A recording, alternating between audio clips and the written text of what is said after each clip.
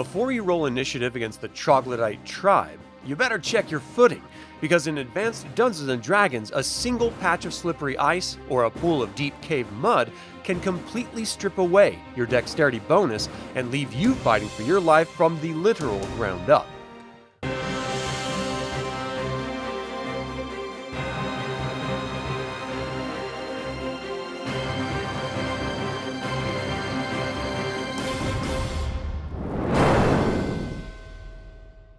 Welcome to another DragonLance Saga episode. My name is Adam, and today we're looking at a killer mechanic that too many dungeon masters completely ignore: environmental combat. I'd like to take a moment and thank the DL Saga members and Patreon patrons, and invite you to consider becoming a member or patron. You can even pick up Advanced Dungeons & Dragons and Dragonlance Media, or get $10 signing up to Start Playing Games using my affiliate links. I'm referencing the Dungeon Master's Guide and Dungeoneer's Survival Guide for this information. If I leave anything out or misspeak, please leave a comment below. We're going to deep dive into the official rules for handling the three classic subterranean hazards: the Sludge, the Slick, and the Torrent. To do this, we are pulling directly from the Advanced Dungeons & Dragons Dungeon Master's Guide and Dungeoneer's Survival Guide. Grab your 10-foot poles and your crampons, because we are showcasing the gritty mechanical reality of fighting when the world beneath your feet turns completely hostile. Let's start our descent with our first hazard, which I affectionately call the Sludge. When your players are mapping out an underground complex, they're eventually going to enter what the Dungeoneer's Survival Guide classifies as a living cave. This isn't a dead, dusty tomb. A living cave is a dynamic, geologically active environment where water is constantly seeping through the limestone overhead, stalactites are actively growing, and the air is thick with moisture. In these zones, dust is non-existent, but mud is absolutely everywhere. Now, standard exploration rules already dictate that if a party is navigating through tight, low-lying passages on their hands and knees, or slithering prone through narrow fissures, their base movement rates plummet. But what happens when that passage suddenly opens up into a massive cavern room, only for the players to discover that the entire floor is a low-lying basin filled to the knees with thick, heavy, freezing cave mud? This is where the tactical landscape completely shifts. Fighting in deep mud isn't just about moving slowly, it's a rapid accelerator for fatigue and exhaustion. According to the official topography rules, the moment a melee combat encounter erupts while the characters are bogged down in thick mud, the clock begins ticking on their stamina. Every single round of continuous physical exertion in this environment requires the players to make a mandatory constitution check. If a character fails this check, they don't just get tired narratively, they instantly drop to the fatigued condition. Mechanically, the penalties for being fatigued in Advanced Dungeons & Dragons are absolutely brutal. The moment fatigue sets in, the character suffers an immediate -2 penalty to all of their attack rolls, a -2 penalty to their damage rolls, and a -2 penalty to all saving throws. But it gets worse. You also must subtract 2 points from every single one of your character's ability scores for the duration of the exhaustion. Suddenly, your 18th strength fighter is swinging like an average peasant, your wizard's system shock percentages plummet, and your rogue's reflexes are completely dulled. As a dungeon master, introducing a pool of deep mud in a standard goblin ambush transforms a trivial encounter into a desperate race against your own character sheet. The environment becomes the primary antagonist. But what if the danger isn't thick and sticky? What if it's completely frictionless? Let's move to our second hazard, the Slick. Whether your party is exploring a magnificent subterranean glacier, traversing a cavern coated in thick volcanic frost, or trying to fight across a stone floor coated in a strange oily residue secreted by a nesting colony of boggles, slippery horizontal surfaces turn tactical combat into an absolute horror show. Let's look at standard movement first. If your characters are just walking cautiously in a perfectly straight line, they can actually maintain their normal base movement speed. The system assumes they are taking short, deliberate steps. However, the moment an adventurer attempts to turn a sharp corner, stop suddenly because a trap was triggered, or break into a full-on sprint to catch a fleeing enemy, they must instantly roll a dexterity check. If they fail that check, their feet fly out from under them and they crash heavily onto the cavern floor. In the unforgiving action economy of advanced Dungeons & Dragons, standing back up from a prone position takes a full precious round of activity. But when the swords are drawn, melee combat on ice becomes truly terrifying. The rules state that any character engaged in melee combat while standing on a slippery surface must make a dexterity check before every single attack roll. Think about that. Before you even see if your sword hits the monster, you have to see if you can even keep your footing to swing it. If you fail that initial dexterity check, your attack is instantly ruined. You don't even get a roll of the d20 to hit. Instead, your character slips, stumbles, and falls completely prone.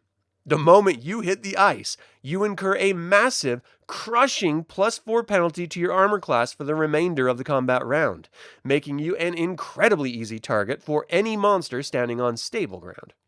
If you decide to be stubborn and stay on the ground to fight rather than wasting your next full round getting back up, the nightmare intensifies.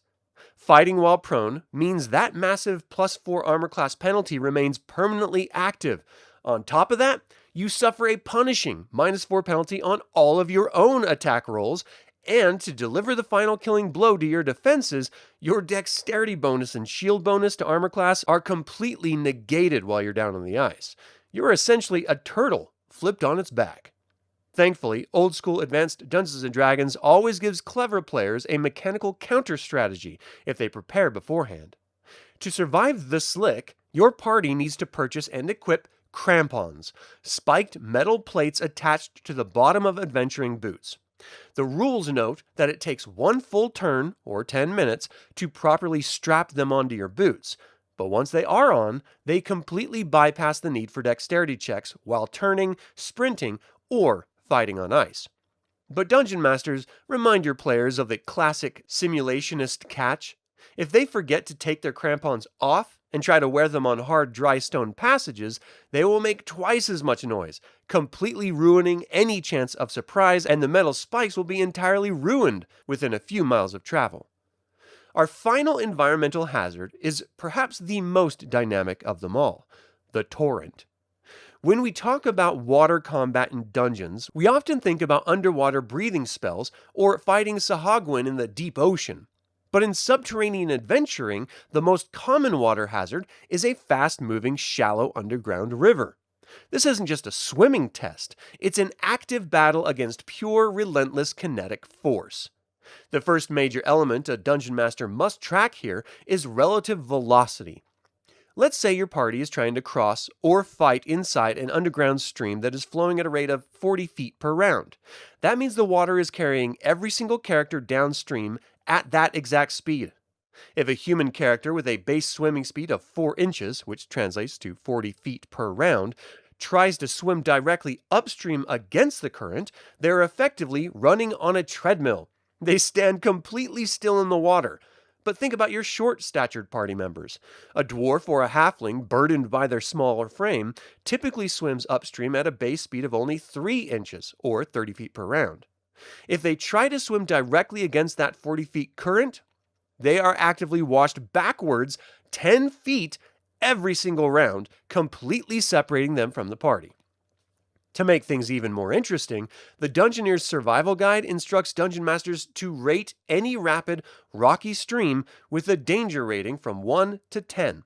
If a stream has a danger rating of even 1, it means the stream is treacherous enough to require a formal swimming proficiency check every single round a character is in it.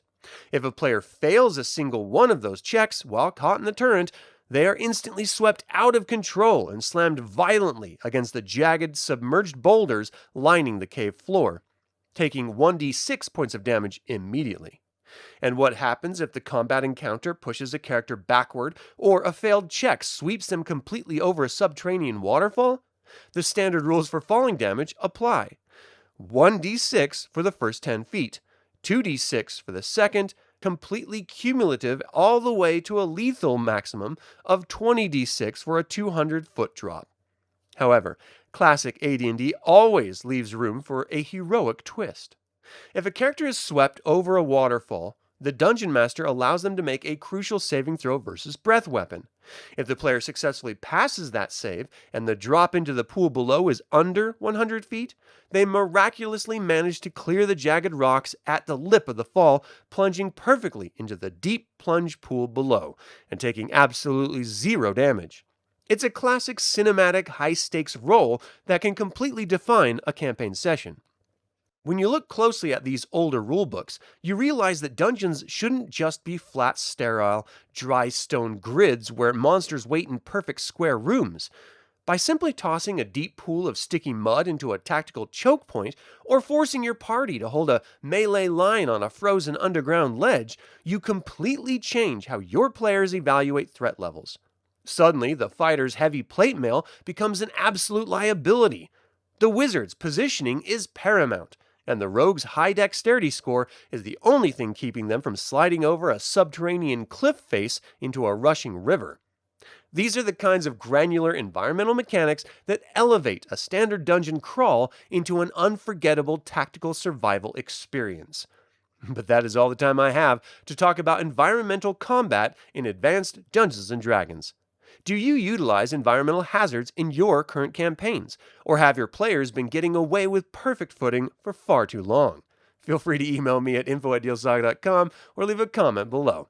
I would like to take a moment and remind you to subscribe to this YouTube channel, ring the bell to get notified about upcoming videos, and click the like button. This all goes to help other Dragonlance fans learn about this channel and its content. Thank you for watching. This has been Adam with DragonLance Saga, and until next time, remember, to attribute war, killing, and violence to films, series, and games ignores thousands of years of recorded history.